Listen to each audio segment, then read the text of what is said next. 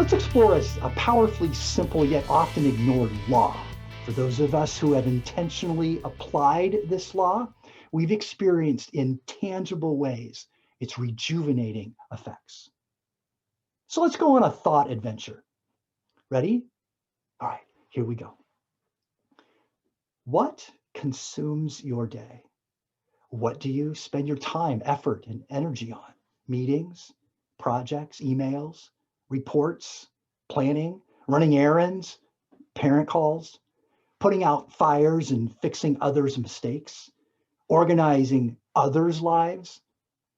And most likely, you could add a few more to that list. When we make time for some activities and not others, when certain activities get our time and energy and others don't, we call them priorities. Who is a priority in your life right now? Who is receiving a majority of your mental and emotional energy? Make a quick list, 3 or 4 people who are your top priority. Go ahead and jot those names down.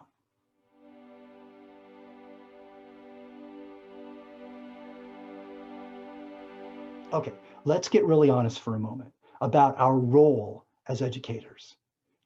We give, it's just what we do. We view what we do as service, as support to those we teach. This plays out in the priorities we've created. We design plans and projects that capitalize on students' strengths and abilities.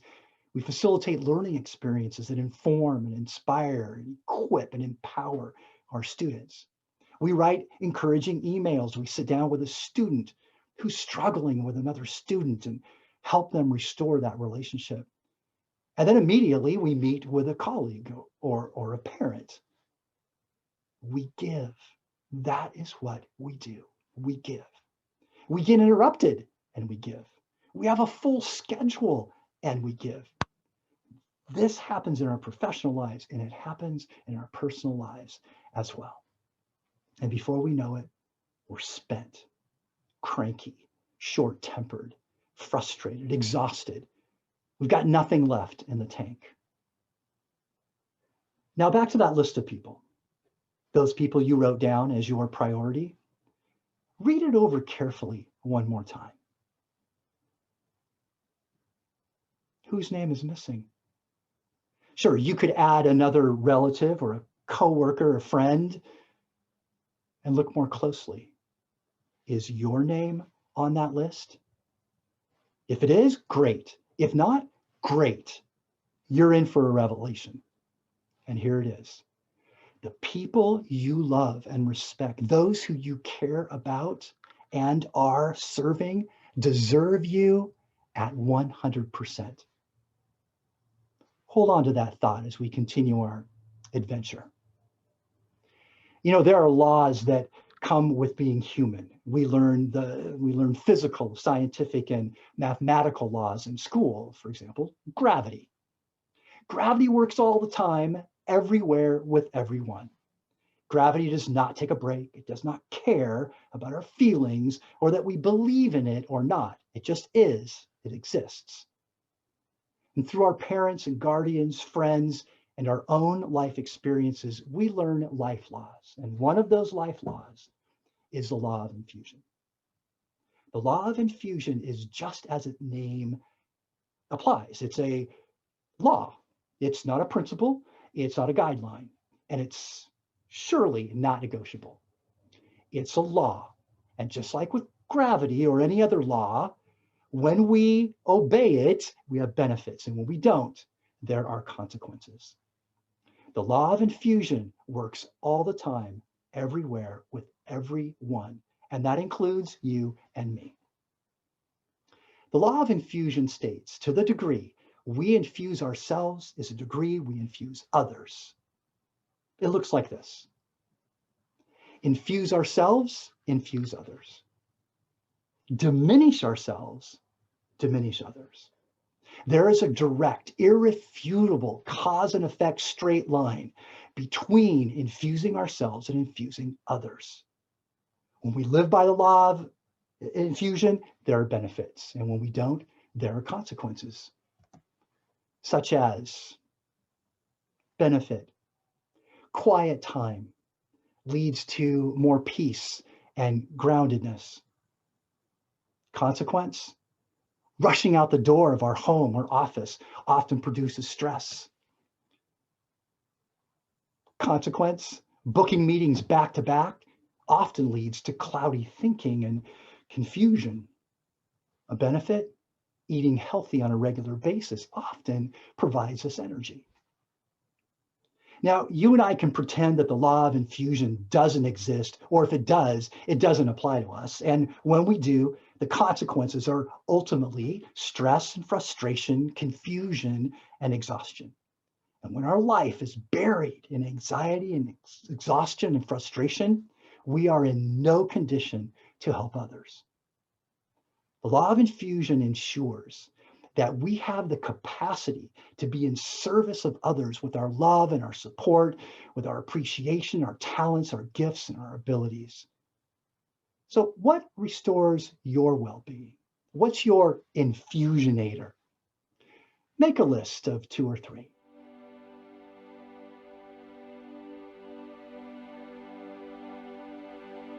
A thriving life, the one you and I are capable of living, begins with a daily practice of infusion. Yeah, I know we all know this. And that's not the issue here. The issue, the challenge, do we do it? Here's a few ways, packaged as the MBS quotient, that will kickstart you back into the habit of infusion. Infusion happens in 3 areas: our mind, our body, and our soul. Our mind is our intellectual dimension. It's creating and problem solving and solution finding. Our body is our physical dimension, moving and sensing and touching. Our soul is our spiritual, metaphysical dimension, our internal sense of beingness, intuiting, emoting, our passion, our deep drive, or even our purpose for existing. As activities appear in each of the quotient areas, choose one from each area that you believe is doable for you. Mind infusers that invigorate us.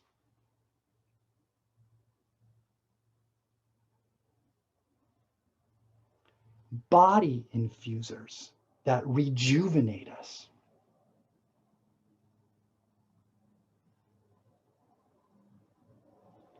And soul infusers that accelerate us.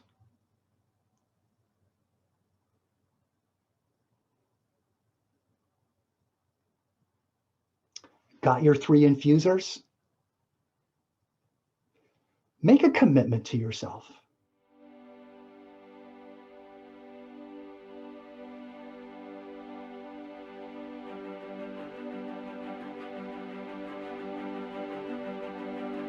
I opened our time together with an acknowledgement of your tenacity and perseverance, your adaptability, and your resilience. And I'll close with this. More important than the content you teach, your years of teaching experience, the number of degrees and certifications you've acquired, or even how many strategies you use, more than any of those individually or combined, is who you are. Your students will remember far longer how they felt as they interacted with you. The law of infusion helps you take care of you so you can take care of others. Until next time, stay infused, my friends.